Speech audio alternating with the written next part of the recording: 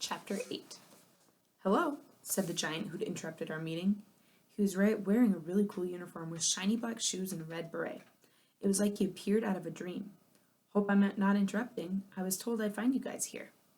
His eyes locked on Baxter. "Hey, little buddy." Baxter's eyes started getting wider and wider until I got worried that they were going to pop out of his head. He stood up slowly, staring at the giant. Finally, with his voice barely above a whisper, he said, "Bennett, is that you?" The man's face broke out in a huge grin. "It's me, dude, live and in person." Baxter jumped up like he'd been shot out of a cannon and ran into the man's arms, while the rest of us stared open-mouthed. Holy moly, this was Bennett, Baxter's brother. The one who had been in all sorts of trouble before joining the army? He looked like he'd stepped right off of a movie screen. Profile. Name, Bennett Bradford. Age, 22, but his uniform made him look 30. Occupation, soldier. Interests, defending our country.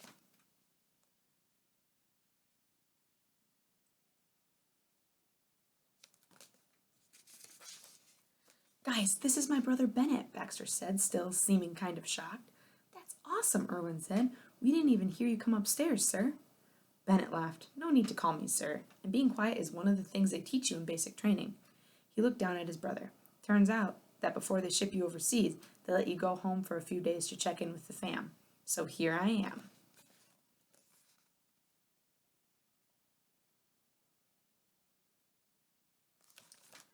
"Did you see Mom yet?" Baxter asked. "I sure did." Bennett took off his hat and scratched his head, which was bald, just like his brothers and father's. It was a family thing. "You should have seen her, Bax. She just about fainted right there in the kitchen." Abby chose that moment to wake up, and she immediately started barking at the strange man who loomed over us. "Abby," I said, a little embarrassed, "this is Baxter's brother. He's in the army. Be nice." Abby looked up at me and then piped down, luckily. Irwin petted her and chuckled. "Where was that attitude when the guy outside Isaac's store almost knocked you over?" "Ha ha," I said sarcastically, even though I was thinking the same thing. Daisy walked up to Bennett and stuck out her hand. "It's an honor to meet you, sir. Thank you for your service." Bennett smiled and shook her hand. "You're welcome, but like I said, please don't call me sir. You can call me private, and that's about it." "What's your name?" "Daisy," Daisy said shyly. "Nice to see that Baxter has a lady friend," Bennett said. "I'm impressed." Before that conversation went any further, Irwin and I rushed over and shook Bennett's hand too. "You're awesome," I said, kind of dumbly.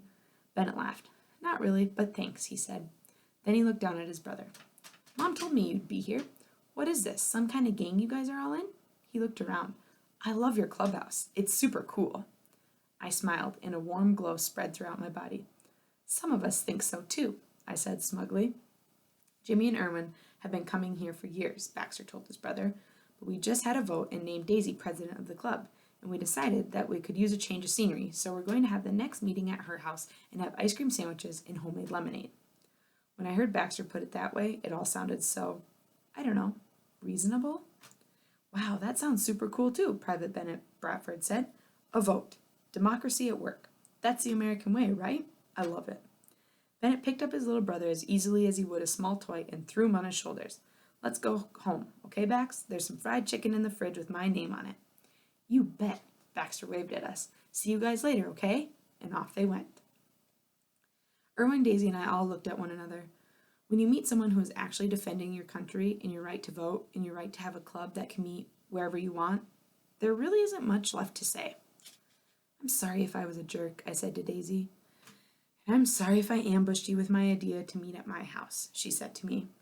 "And I'm sorry that I made fun of Abby not defending you at Isaac's," Irwin added. "It's okay," we all said to each other, and then we went home.